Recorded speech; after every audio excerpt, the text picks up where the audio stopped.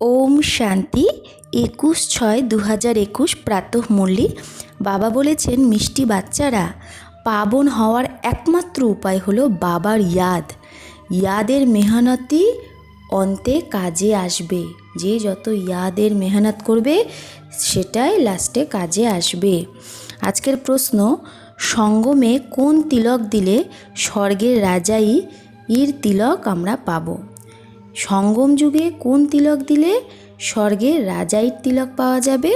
উত্তর, সঙ্গমে এই তিলকই দাও যে আমি আত্মা বিন্দি, হাম শরীর নেহি, আমি শরীর নই, আমি আত্মা। তো ভেতরে ভেতরে এটাই কি মনন চিন্তন করতে থাকো যে আমি আত্মা, আমাকে বাবার থেকে বর্ষা নিতে হবে। বাবাও বিন্দি, আমিও বিন্দি।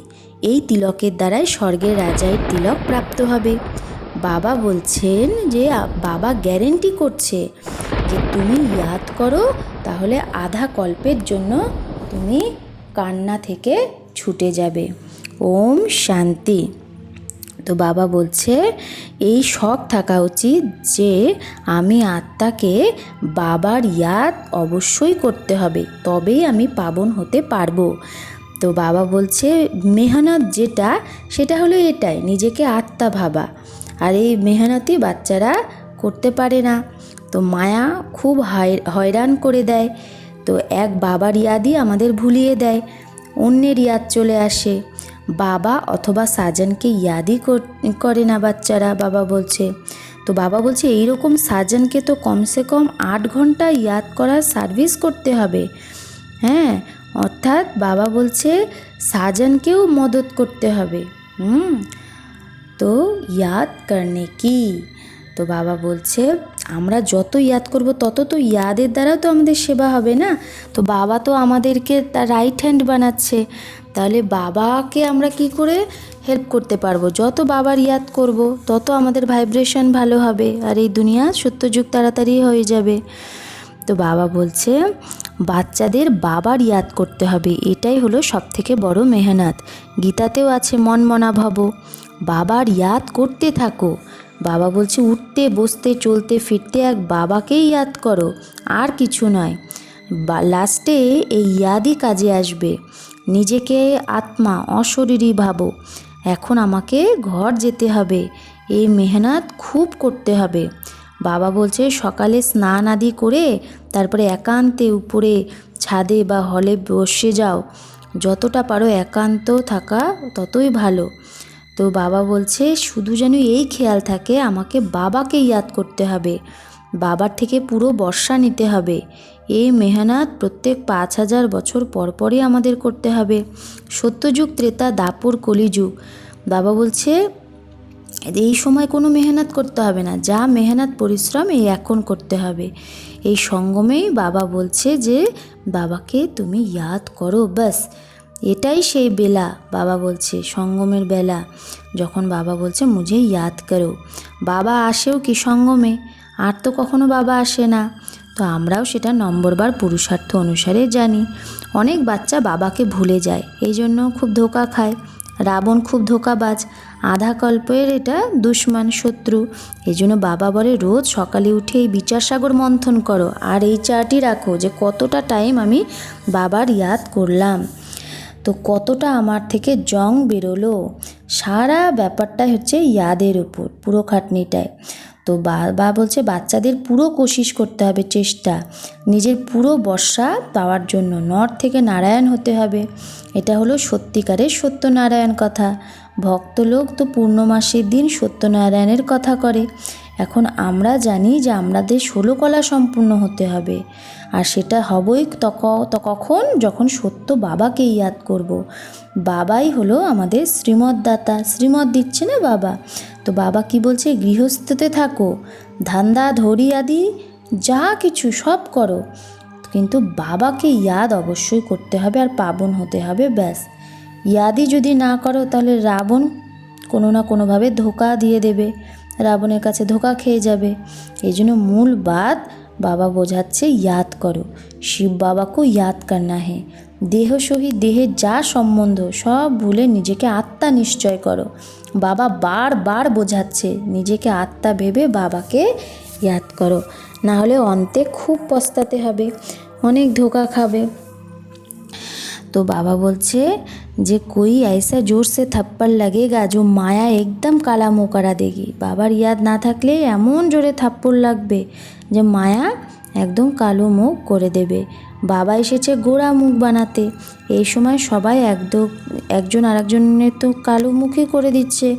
তো গোড়া বানানেওয়ালা তো এক বাবাই, যার ইয়াদের দ্বারা আমরা গোড়া স্বর্গের মালিক হই। তো এটা হলো পতিত দুনিয়া। বাবা আসে পতিতকে পাবন বানাতে, বাকি আমাদের ধান্দা ধৌরি আদি এর সাথে বাবার কোনো সম্বন্ধ নেই। শরীর নির্বাহ অর্থ আমাদের যা করা দরকার সেটা করতেই হবে। বাবা তো শুধু বলছে তুমি কাজকর্ম করতে বাবাকে ইয়াদ করো, মন মানা ভাবো। তো আমরা বললি না যে আমরা কিভাবে পাবন দুনিয়ার মালিক হব, তো বাবা বলছে শুধু আমাকে ইয়াদ করো, বাস। পাবন হওয়ার আর কোনো উপায় নেই। যতই তুমি দান পুণ্য আদি করো, যতই মেহনত করো, তো বাবা বলছে চাহে আগ সে আতে যাতে রহে, চাহে আগুনের উপর দিয়ে যাও, হ্যাঁ, অনেক রকমের জাদু দেখাও, বাবা বলছে কোনো কিছুই কাজে আসবে না শুধু এক বাবার ইয়াদ ছাড়া। তো খুব সিম্পল কথা। তো বাবা বলছে এটাকে বলে সহজ যোগ। নিজেকে জিজ্ঞেস করো আমি নিজের মিঠে মিঠে বাবাকে সারাদিনে কতটা ইয়াদ করেছি। তো বাবা বলছে ঘুমের মধ্যে তো কোনো পাপ হয় না, কারণ তখন অশরীরী হয়ে যায়। বাকি দিনে অনেক পাপ হতে থাকে, আর পুরানো পাপও তো অনেক আছে। তো মেহনত করতে হবে ইয়াদে। তো বাবা বলছে মধুবনে আসে তো মেহনত করতে হবে। বাবা বলছে মধুবনে এসে বাইরের যে আরও সংকল্প সেগুলোকে উড়িয়ে দাও, নাহলে বায়ুমণ্ডলও তো খারাপ হয়ে যায়। হ্যাঁ, বাবা বলছে ঘরের খেতি বাড়ির খেয়াল চলতে থাকে অনেকের, কখনো বাচ্চার ইয়াদ আসবে, কখনো গুরুর ইয়াদ। তো সংকল্প চলতে থাকলে বায়ুমণ্ডলও খারাপ করে দেবে। তো বাবা বলছে মেহনত নেহি করনে ওয়ালে বিঘ্ন ডালতে হে। যারা ইয়াদের মেহনত করে না তারাই বিঘ্ন ডালে, তাদের তো ইয়াদ করছে না, তাহলে অন্য অনেক সংকল্প চলছে। তাই বাবা বলছে এতই সূক্ষ্ম কথা আমরা এখন জানি, আর কখনোই এগুলো জানবো না। তো বাবা এখনই বর্ষা দিচ্ছে আধা কল্পের জন্য নিশ্চিত হো যাতে হে। বাবা আমাদের সম্পত্তি দিয়ে আধা কল্প বাবাও কি যে নিশ্চিত হয়ে যায় যে এই আধা কল্প আমার বাচ্চারা সুখ শান্তিতে থাকবে।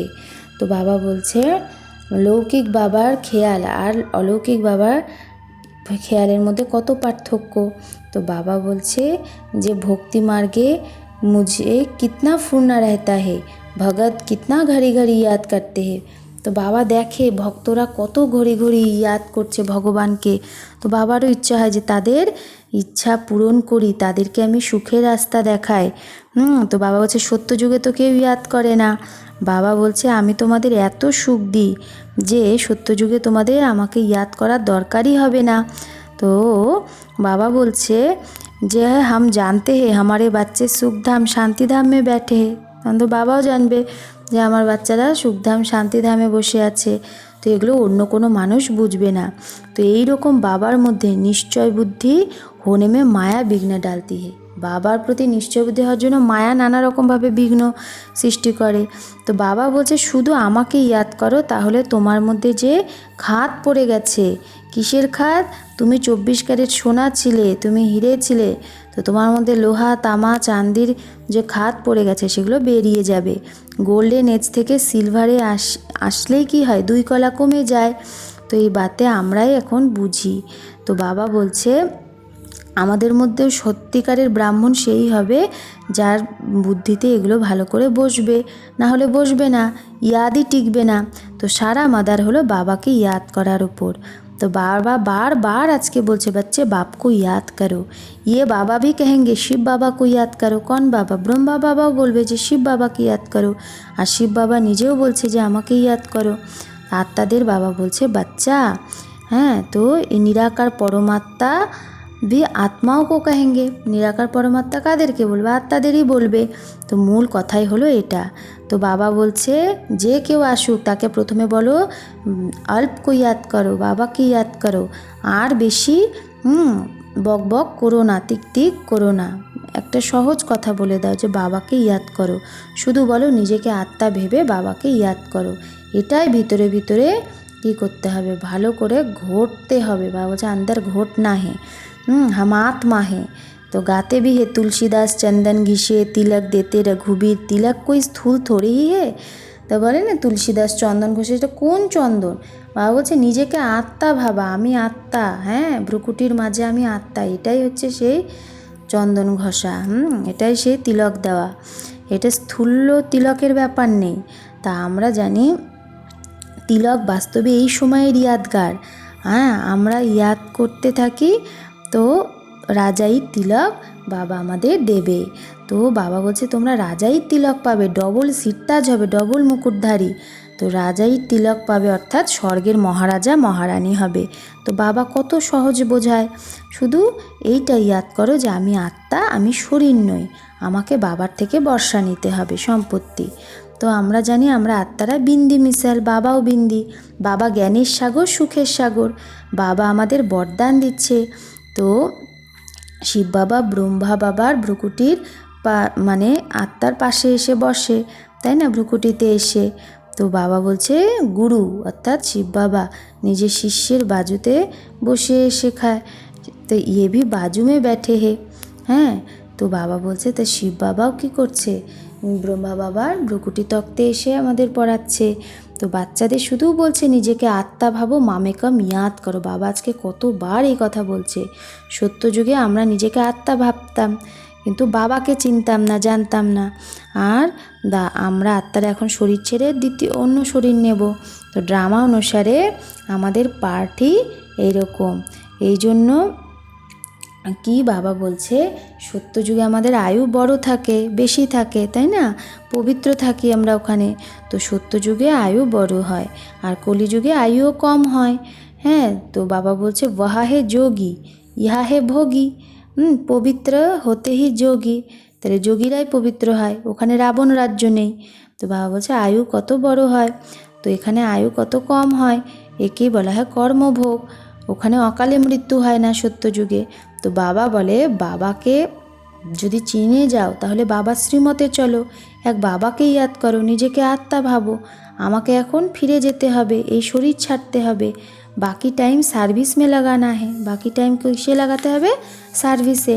তো বাবা বলছে তোমরা বাচ্চারা কত গরিব, হ্যাঁ সেই জন্য বাবারও কি করুণা হয়। তো বাবা বলছে তোমরা বুড়িয়া কুবজা আদিকে कोई तकलीफ नहीं देते, বাবা কাউকে কষ্ট দেয় না। তো বাবা বলছে বুড়ি কো কুবজা কাহা যাতা है, বুড়িদের কুবজা বলে। তো বুড়িদের মানে বয়স্কদের বাবা বলছে যে তোমাদের আমি কোনো কষ্ট দিচ্ছি না, তোমরা শুধু বাবাকে ইয়াদ করো। তুমসে কই পুছে কাহা জাতি হো, তো বাবা বলছে যারা বয়স্ক তাদের যদি কেউ জিজ্ঞেস করে কোথায় যাও, তো বলো গীতা পাঠশালায় যাই, হ্যাঁ। তো ইহা তো কৃষ্ণ কি আত্মা 84 জন্ম লে अभी बाप से ज्ञान ले रही है, কৃষ্ণের আত্মাও তো এখন 84 জন্ম নিয়ে বাবার কাছে জ্ঞান নিচ্ছে।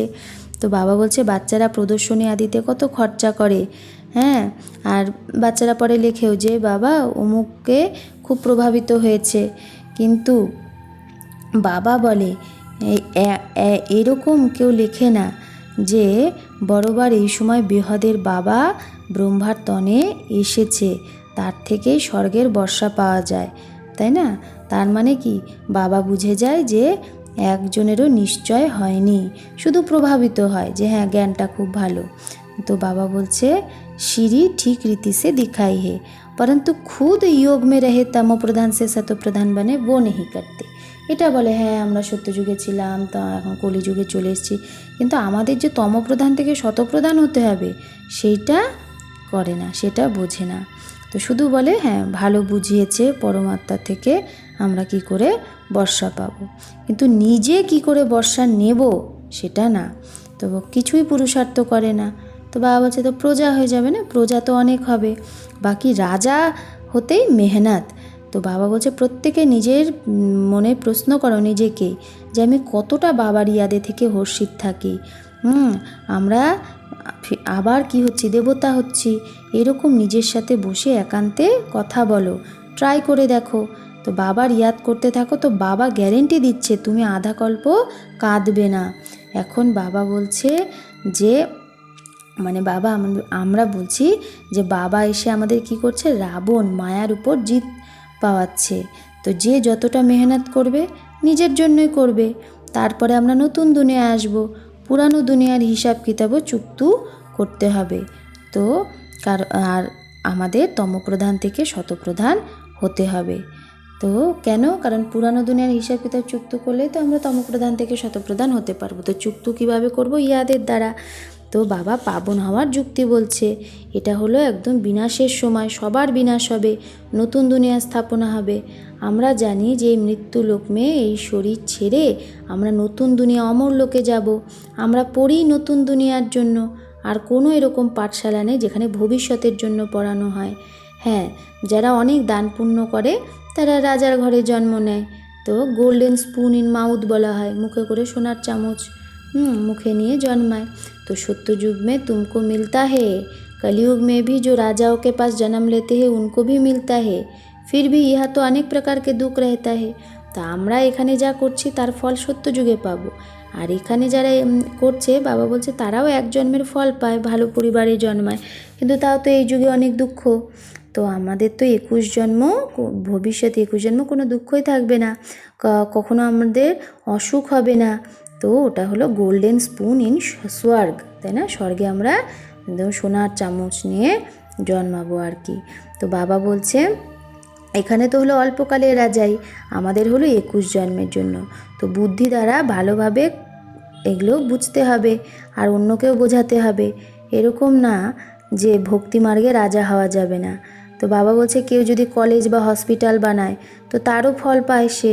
হসপিটাল বানালে পরের জন্মে সে ভালো নিরোগী হয়ে জন্মায়। হ্যাঁ, তো বলে না যে এ সারা জীবনে এর কখনো জ্বরই আসেনি, এর কোনো অসুখই হয়নি। হ্যাঁ, এর অনেক লম্বা আয়ু, তার মানে নিশ্চয়ই কোনো এরকম হসপিটাল খুলেছিল আগের জন্মে, অনেক দানাদি করেছিল, তবে এরকম ভালো আয়ু আর কোনো অসুখ নেই।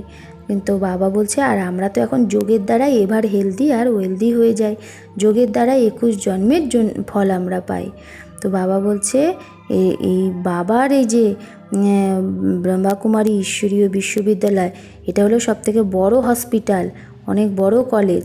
বাবা সব কথা ভালোভাবে বোঝাচ্ছে।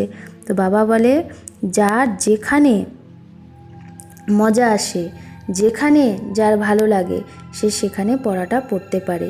এরকম না যে আমার সেন্টারে আসুক, হ্যাঁ ওর সেন্টারে কেন যায় না, যার যেখানে ইচ্ছা সে সেখানে যেতে পারে। বা কথা তো একটাই, মুরলি তো পড়ে শোনাতে হবে, তাই না? সব জায়গায় তো সব সেন্টারে তো মুরলিই শোনায়। তো তো আর মুরলি তো যায় মধুবন থেকে। তো কেউ ভালোভাবে সেইটা বোঝায় বিস্তারে, কেউ শুধু পড়ে শোনায়।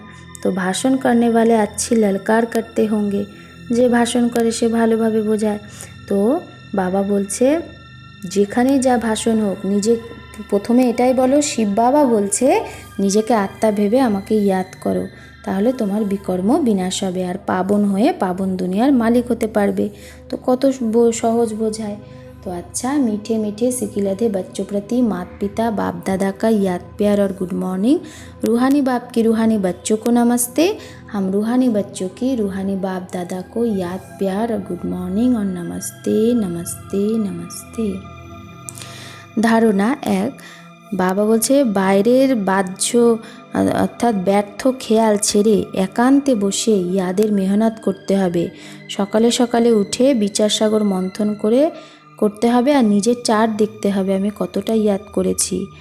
2, যেরকম ভক্তিতে দান পুণ্যের মহত্ব আছে এরকম জ্ঞান মার্গে ইয়াদের মহত্ব আছে। ইয়াদের দ্বারাই আত্মাকে এভার হেলদি আর ওয়েলদি বানাতে হবে, অশরীরী থাকার অভ্যাস করতে হবে। বরদান, বাচা দ্বারা জ্ঞানরত্নের দান যে করে সেই মাস্টার নলেজফুল ভব। যে বাচা অর্থাৎ বাণী দ্বারা জ্ঞানরত্নের দান করে সে মাস্টার নলেজফুলের বরদান প্রাপ্ত করে। তার এক একটা শব্দের অনেক ভ্যালু থাকে, তার এক একটা বচন শোনার জন্য অনেক আত্মা কি তৃষ্ণার্ত থাকে, তার প্রত্যেকটা শব্দে সার ভরা থাকে, তা আর সে বিশেষ খুশিও প্রাপ্ত করে। তার কাছে খাজানা ভরপুর থাকে, এই জন্য সে সদা সন্তুষ্ট আর হর্ষিত থাকে।